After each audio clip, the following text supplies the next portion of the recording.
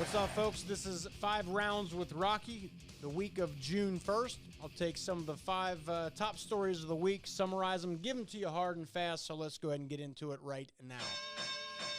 This was one very beginning of the week. Women's tennis player Naomi Osaka. She withdrew herself from the French Open because the French Open was upset because she was not interacting with the press. She was not doing post-match press conferences, that sort of thing, and she was not doing those because she claims it was because she's suffering from depression, social anxiety issues, and just doesn't feel comfortable. And so a lot of folks said, hey, this is a real mental health problem, and she shouldn't have to do it, that sort of thing. Here's my take on it. It comes down to this. What is the line between a real mental health issue and, boy, I just don't feel like answering tough questions after a bad match? Because as a former athlete, I can tell you, no player wants to answer questions from the media after a bad performance. You just don't. I mean, who would want to do that? But you also can't have your cake and eat it too. You can't want the press to cover you and to exalt you and to get your name out there and increase your popularity, increase your profile when you're doing good and all the things that come with that, notoriety, riches, all those. You can't have that. You can't want that. But then when things go bad, say, I don't really deal with it well, so I'm not going to talk to the press today. Can't do it. It's not, it's a two-way street kind of thing. So you got to do both. And and one thing that became apparent, I really looked into this, and that is, was she getting abused by the press? Were they unfair to her? And I came across an article where a guy went back through a couple years of transcripts of post-match press conferences, and he found not one instance of the press being unfair or being attacking or degrading her or nothing. I mean, she's essentially getting softball questions. So is this really a mental health issue? Because if you, as I said earlier, there's a fine line there, because if you say this is mental health and then anytime an athlete doesn't want to answer questions, I just mentally, I can't do it. If we accept that, doesn't dilute when a real mental health issue happens. It's the same thing with racism. If you call everything in the world, any instance that happens, if that's racist, well, it waters down, it dilutes when a true racist act happens, and it doesn't get the attention it deserves. Okay, so we got to be careful we're not doing that here. And I think the number one quality a pro athlete must have is you got to be mentally tough. You just got to. And I don't think that having to answer questions after a match, after you played bad, and I know she doesn't play well on clay, and they're probably going to ask her why she doesn't. Okay, it's uncomfortable. But, she's not exactly a total hermit either. Go on her social media, okay? And she's outspoken about this social justice issue and that issue, and she's, pubbing this product and that product. So it's not like she's totally uncomfortable doing this. It just comes across a little opportunistic when, hey, I'm this product or this sort of thing, or here's me in a swimsuit outfit. If that helps me, okay, yeah, I'll do it. But when I don't want to talk about myself in a bad light, you can't do that. You're in the wrong business if you can't face reporters. Okay, and you learn as an athlete along the line how to deflect, how to, you can answer a question by not answering a question. Hey, Naomi, how come you don't play so well on clay? Well, it's just not one of my things I do well, but I'm working hard to get better at it. Okay, how hard is that? I just don't, the rush to give sympathy to her for having a mental health issue, I think you really got to delve down deep into that sort of thing and make sure this isn't just an instance of, I just don't feel like answering questions today, because that's what it seems like to me. Number 2 here, this is a local issue, Ohio voter bill. This is House Bill 294. And this is something that's gained a lot of attention over the last, I'd say, months, probably the last year, and that is voter suppression in this country.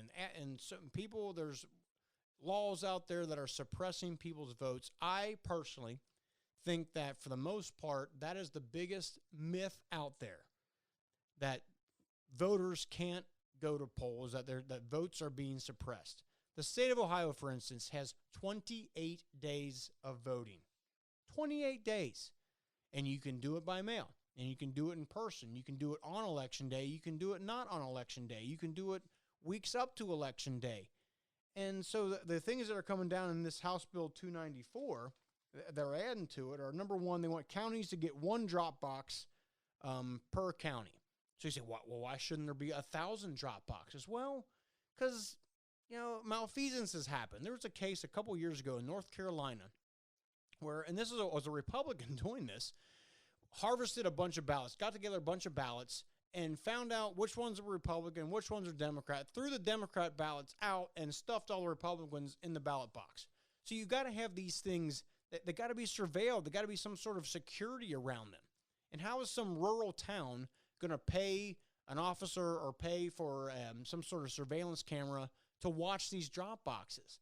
There's no need to it. If this was the only way to vote, okay, maybe, but you can vote in person. You also have a drop box at the end of your driveway. It's called your mailbox. Go use that one. In a lot of states, I'm not sure if Ohio does or not, but a lot of states, they'll pay for the postage. So I think that's a total myth out there that voters can't vote. In the drop boxes, they have to be surveilled. They have to have some sort of security behind them, and that means money. Where does that come from? That means levies. That means increased tax raises, that sort of thing folks don't want. The other part of House Bill 294, absentee ballots requests, they're cut off 10 days prior to the election. Now, this is simple, just avoiding of a problem, because it used to be 3 days. So you could request your ballot on, a Thursday, a Friday, and then by Election Day, you want to get your ballot. Well, what happened? There's things in the mail. They go slowly. You don't get that. You don't get your ballot. So the Board of Elections is trying to avoid a situation where your ballot doesn't come in the mail in time.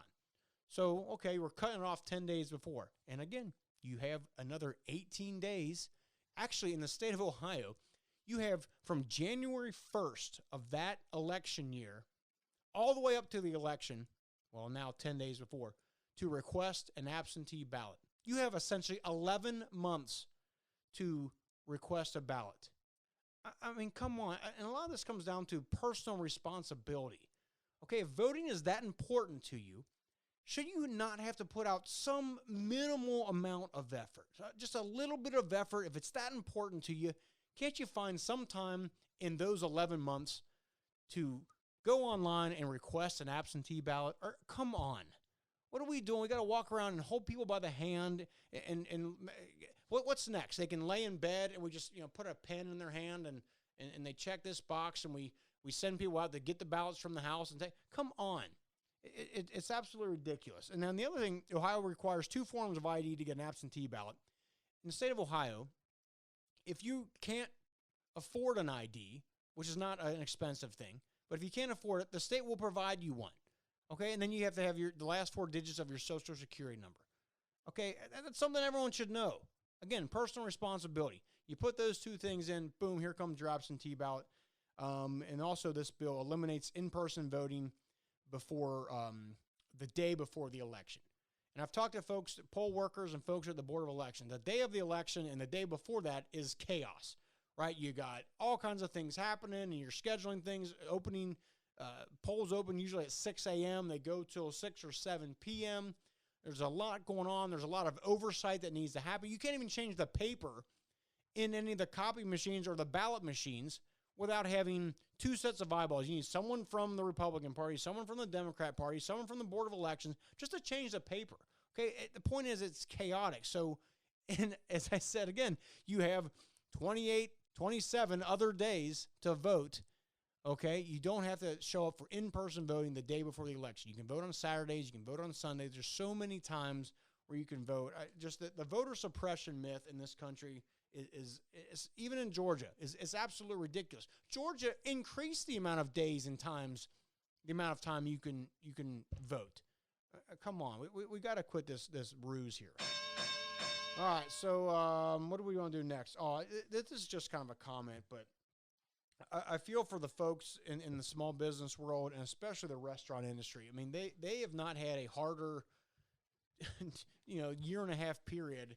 I can't imagine in a long, long time in this country. So to go through the pandemic and the shutdowns that happened from say March of last year until, and you get some carry out and things like that. So they go through all that for a while. And then things start to open back up, and you have 25% capacity, and then they increase it more and more and more. So now they're open, all right? Restaurants are open in Ohio. There's no mask mandate. Everyone has money in hand, and they're ready to go to the restaurants. They're ready to get out of their basements. I want to go to my favorite restaurant, and I want to buy some chicken wings, and I want to buy a bunch of beers, and I want to get after it a little bit. But, the restaurants can't find workers because of all the federal stimulus money that's out there. Folks are making more money sitting at home. It's $1,200 a week and then another $300 a week here. So they can't get workers to show up for that. And that's in every industry, not just the restaurant industry. It's why the prices of everything are so high. Lumber is up, I think, 300%. Washing machines, you can't find them. Other building materials, PVC pipe, drywall, same sort of thing. Supply and demand, supply chain issues are holding everything up. So you got that. And now because of all those same things, the price of food is high. So restaurants can't find workers. And now the price of their items they sell is skyrocketing because of, again, the companies that process the foods can't find workers to work. So chicken wings are like at some crazy, what is it here? I had the number here. I mean, they're like up, where's it at? Yeah, they're up like over $150 for a box of these things, where they used to be, $25, $30.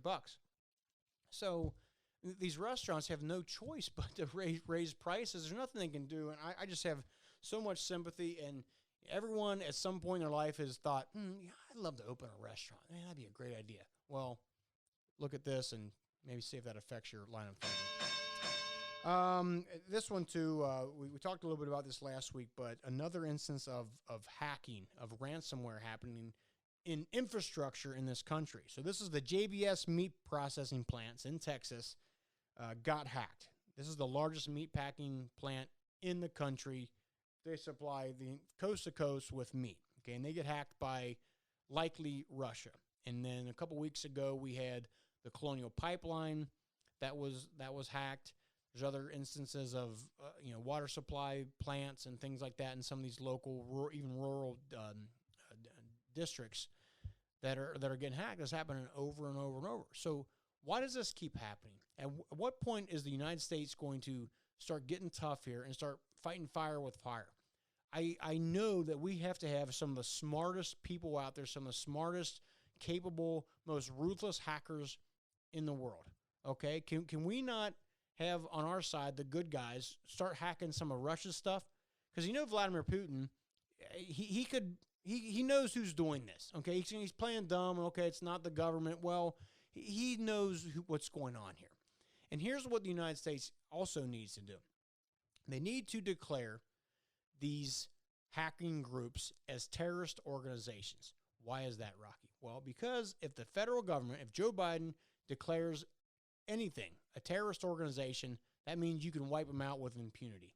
Okay, you can drop a drone missile on them. You can send in the special forces on them. Okay, that's what happened down in Mexico. That's why when Donald Trump told Obrador, the Mexican president, that if he didn't secure the border, that he was going to declare the drug cartel groups a terrorist organization, and that would have allowed him to just drone them. Boom, boom, boom. Kill them. Wipe them off the face of the earth. That's not something that the Mexican government wanted. So what they do, they said, hey, we'll help you secure the border. Boom, problem fixed. Same thing needs to happen here. And I know these hacking groups, they're hard to find, this and that, but get a team of find out where these folks are. Get a team of Navy SEALs or Special Forces folks, go in there and destroy them. And I guarantee you that will stop. Or you go to Putin and say, look, here's what's going to happen. Next time this happens, a Russian group hacks one of our infrastructure things, we're going to go in and we're going to kill them. End of story. That's what needs to happen. So this is the last one here. This is round 5 here. I shot this is a funny one, but an artist has just sold a I'm not a big art guy. I mean, there's some things I like. I'd love to have a Bob Ross painting. God, that'd be great. But I guess most of them are kept in one place in Pennsylvania, and there's not many of them out there. So they're very rare, very hard to find. But anyway, here's a piece of art that maybe I'm in line for here. So this is artist Salvador Guerrao, 67 years old. He just sold a piece of art titled I Am. Okay. and the buyer bought this for about $20,000. Well, it must be something pretty cool, right? So it turns out that the sculpture is actually an invisible sculpture. Okay, it's a 5 foot by 5 foot square in a space, like a clear box with nothing in it. And he claims that it's a, this is where you get artsy. It's a vacuum, because a vacuum is nothing more than a space full of energy.